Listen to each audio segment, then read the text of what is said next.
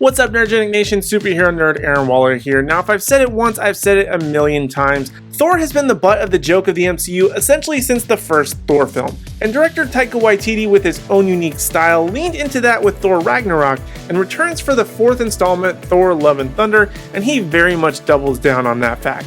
Almost every moment that he's on screen, Thor is cracking a joke in this movie. Whereas the first film he was overly serious and it kind of made the humor a bit more palatable, Love and Thunder, however, just feels like it's way too much at times given the gravity of the story.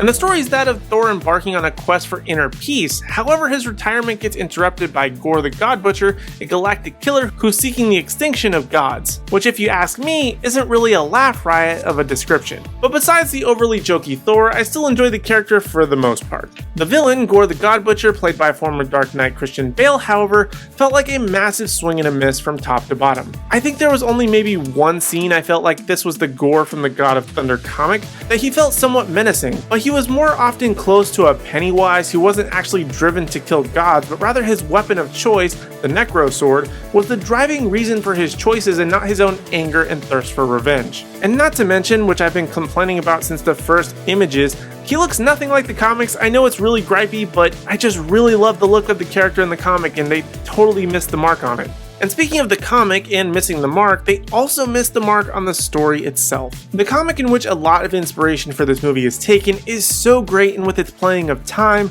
multiple Thors, death of gods, what it means, Gorr's master plan, and way more, it's just totally fantastic. It's a complex story that weaves together beautifully. Love and Thunder, however, throws a lot of that out and primarily just uses the visuals of the comic and forgoes a lot of great story beats like the history between Thor and Gorr. I never realized till just now saying that out loud that rhymes. But one thing Love and Thunder does absolutely get right is Natalie Portman as the mighty Thor, aka Lady Thor, aka Jane Foster. And her return has never felt more welcome.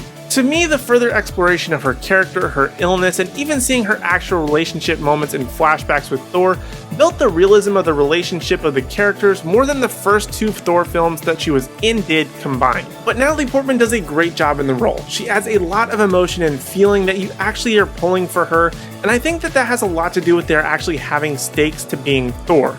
She isn't a god like Thor, she's actually sick with cancer just as she is in the comics, and even her using her powers of Thor are actually hurting her, whereas the actual Thor is kind of like Superman, in which he can't really be harmed. Well, I mean, he did lose an eye, but technically he got it back, so everything's fine. But the point that I'm trying to make is that Natalie Portman's Jane Foster was my favorite thing about this entire movie, which I'm not only surprised by, but that's also saying a lot for a movie that has Korg in it.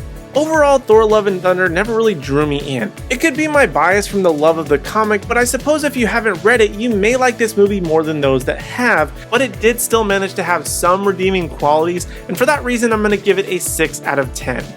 I don't think it's the worst of the MCU in my opinion, but when it tries to adapt arguably the best Thor comic available today and managed to drop the ball with such an amazing blueprint, it's even more of a shame because they had the winning formula and still blew it. But those are my thoughts, and now I want to hear from you in the Nerdgenic community. What did you think of Thor Love and Thunder? Was it the best Thor film? Where would you rank it amongst the MCU? Let me know your thoughts in the comments section down below. And while you're down there, be sure to hit like, subscribe, and ring the bell notification so you don't miss out on any future content from me or the rest of the Nerdgenic team. And also be sure to give us a follow across all social media platforms at Nerdgenic. That way you don't miss out on any special news, announcements, or articles at nerdgenic.com. But in the meantime, if you want even more video content from us, be sure to check out these videos on screen, like my History Of playlist where I give you the comic book history of various heroes and villains right over here, or for some anime content, check out Ash's latest video right over here. But other than that, thank you guys so much for watching, we really do appreciate it, and we hope to see you in the next video.